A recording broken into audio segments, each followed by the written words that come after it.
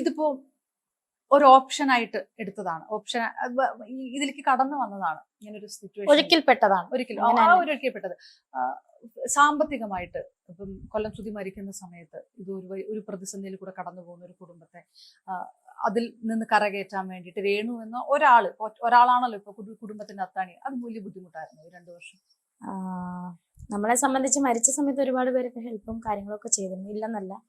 ഇപ്പോഴും ചെറിയ ചെറിയ തുകയും വലിയ നമുക്കത് വലിയ തുകയാണ്. അവര് നമുക്ക് നമ്മുടെ കൂട്ടുകാരാണെങ്കിലും ഹെൽപ്പൊക്കെ ചെയ്യുന്നൊരു കാലം ഉണ്ടെന്ന്. എപ്പോഴും എന്നും കുന്നും ആരും തരില്ലല്ലോ, നമ്മൾ തന്നെ ഇറങ്ങിത്തിരിക്കണം. അപ്പം സത്യമായിരുന്നു. ഞാൻ ആലോചിച്ചു, ദൈവമേ വർക്കില്ലെങ്കിൽ സത്യം എനിക്ക് ഉറക്കളച്ച് വർക്ക് ചെയ്യണം തന്നെ നാളത്തേക്കിന് എന്ത്.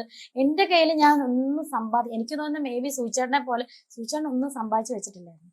എനിക്ക് തോന്നുന്നു ആ പാതയായിരിക്കണം. എനിക്ക് പേടിയാണ് ദൈവമേ ആ പാത പിന്തുടരാനാണ്. കാരണം അന്നന്ന് കിട്ടുന്നത് അന്നന്ന് ഞാൻ ഈ അഭിനയിച്ച് കിട്ടുന്നത് ഞാൻ വീട്ടിൽ എൻ്റെ കാര്യങ്ങൾക്ക് ചെലവാക്കണം. എൻ്റെ കാര്യമല്ല, വീട്ടുകാർക്ക് വേണ്ടിയിട്ട് ചെലവാക്കുക. എൻ്റെ കാര്യങ്ങൾക്ക് ഞാൻ ചെലവാക്കുന്നില്ല.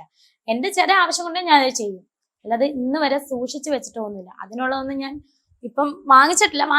എല്ലാരും പറഞ്ഞ് വാങ്ങിക്കണം, നിനക്ക് കാശ് വാങ്ങിക്കാറൊക്കെ ആയി, നീ ഇപ്പൊ സോഷ്യൽ മീഡിയ നിനക്ക് നിന്റെ വില അറിയില്ല. എന്ത് വില എനിക്കൊന്നും മനസ്സിലാവുന്നില്ല. അപ്പോൾ അങ്ങനല്ല, നിനക്കിപ്പോ അത്യാവശ്യം സോഷ്യൽ മീഡിയയിൽ നല്ല വിലയുള്ള വ്യക്തിയാണ്, നീ എന്താണത്. എന്റെ ഫ്രണ്ട്സൊക്കെ അടുത്തറിയുന്ന ഫ്രണ്ട്സൊക്കെ പറയും. എന്നിട്ട് യൂട്യൂബ് ചാനൽ തുടങ്ങുന്നു പറഞ്ഞിട്ട് പോലും ഞാൻ ചെയ്യുന്നില്ല. ഈ ഇടയിലാണ് ഞാനൊരു യൂട്യൂബ് ചാനൽ തുടങ്ങിയതും അത് വൻ രീതിയിൽ ഹിറ്റ് ആവുകയും ചെയ്തു. ഒരുപാട് സബ്സ്ക്രൈബേഴ്സ് ആയി, മോണിറ്റൈസേഷൻ ഓൺ ആയി.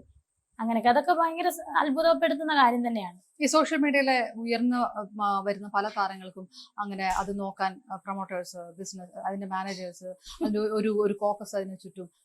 രേണു അതൊന്നും വേണ്ടല്ല, രേണു തന്നെ ഞാൻ തന്നെയാണ്. അതുകൊണ്ട് എനിക്ക് തലവേദനയാണ്. എവിടെയൊക്കെ ഡേറ്റ് ചെയ്ത് വെച്ച് ഈ ആൽബം ആണെങ്കിലും എന്തായാലും നമുക്ക് എല്ലാം അഭിനയം, ഇപ്പൊ സിനിമയാണ് ആൽബമാണ് എല്ലാം എനിക്ക് വലിയ കാര്യം തന്നെയാണ്. എനിക്ക് കിട്ടുന്ന ഓരോ അഭിനയവും അല്ലെ ഓരോ റോളും എനിക്ക് ഏറ്റവും വലുതായിട്ട് തന്നെ ഞാൻ കാണുന്നു. അപ്പം ഇതൊക്കെ എഴുതി വെച്ചിട്ട് എവിടെയൊക്കെയാണ് ഏത് ഡേറ്റ് ആണെന്നൊന്നും ഇപ്പൊ എനിക്ക് ഓർമ്മ പോലും ഇല്ല. ഡയറിലൊക്കെ എഴുതി വെച്ചിട്ടുണ്ട്. കാരണം ഇപ്പൊ എല്ലാവരും വന്ന ഒരു മാനേജറെ വെക്കടി എന്ന് പറയും ചിരിച്ചുകൊണ്ട്. വേണ്ട, ഞാൻ തന്നെ ചെയ്തത്. സുധിച്ചേട്ടന് മാനേജർ ഇല്ലായിരുന്നല്ലോ, നമ്മൾ എന്തിനാണ് മാനേജറെ വെക്കുന്നത്? ഈ ഒരു സിറ്റുവേഷനിൽ മാനേജറെ വെക്കേണ്ട കാര്യമൊന്നും എനിക്ക് ഇതുവരെയായിട്ടും ആയിട്ടില്ല.